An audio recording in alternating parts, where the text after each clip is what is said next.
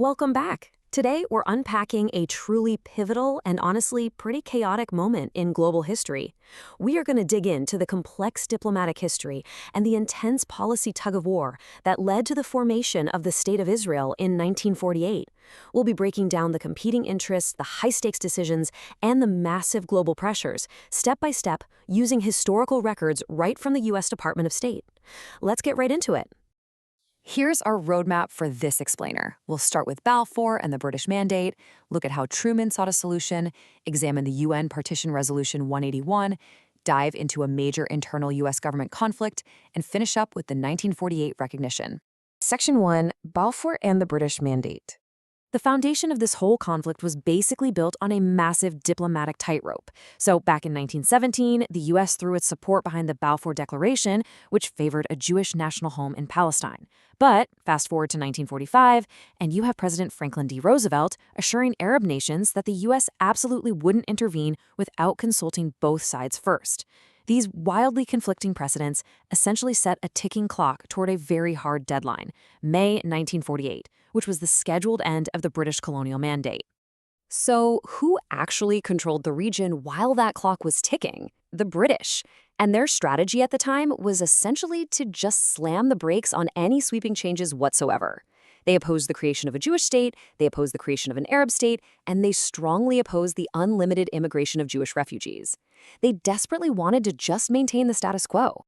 Now you might be wondering, why take such a stubborn stance? Well, it all boiled down to preserving their own vital political and economic interests in Palestine.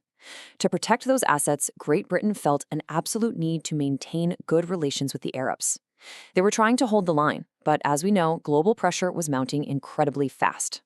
Moving on to Section 2, Truman seeks a solution. President Truman didn't wait around after taking office. He mobilized in rapid succession. First, he appoints experts to really study the issue. Then, by May 1946, he approves admitting 100,000 displaced persons. Come summer, he establishes a special cabinet committee to negotiate directly with the British. And then, we see this massive shift in momentum. In October 1946, Truman publicly declares his support for the creation of a Jewish state. It was a real game changer. Which brings us to Section 3, UN Partition Resolution 181. On November 29, 1947, the United Nations steps in and draws a literal line in the sand with Resolution 181, widely known as the Partition Resolution. It explicitly called for dividing Great Britain's former Palestinian mandate into two entirely separate entities, a Jewish state and an Arab state. And the UN mandated this division to happen right as the British departed in May 1948. But there was a very unique caveat here. What about Jerusalem? Under the UN's plan, the area of immense religious significance surrounding Jerusalem was designated as a corpus separatum. That meant the area would remain entirely under international control administered by the UN, rather than belonging to either of the proposed new states. Section 4. Internal U.S. government conflict. Behind the scenes, the U.S. executive branch was fundamentally at war with itself. On one hand, you have President Truman, fully backing Resolution 181 and the creation of independent states.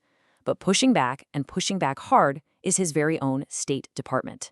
They outright rejected the idea of independent states. Instead, they recommended a UN trusteeship with separate provinces and strict limits on Jewish immigration. The State Department's resistance wasn't just arbitrary, though. It was rooted in some severe geopolitical anxieties. They harbored three major fears. First, they worried that U.S. intervention would invite an increasing Soviet role in the Arab world. Second, they feared Arab nations would choke off crucial oil supplies to the U.S. And third, with Arab states promising to attack the moment the UN passed the resolution, they were absolutely terrified of sparking an all-out war in Palestine. And finally, Section 5, the 1948 recognition. The absolute catalyst for the final historical action happened when David Ben-Gurion, the head of the Jewish Agency, officially proclaimed the establishment of the State of Israel. The moment of truth had arrived, effectively forcing the hands of international leaders. And it all went down on this exact date, May 14, 1948. Literally the very day the British mandate ended, the very day Ben-Gurion made his proclamation. This was the day President Truman had to make his final, historic decision amidst a total swirl of conflicting advice and impending conflict. Defying intense objections and explicit warnings from his own State Department, Truman made his move.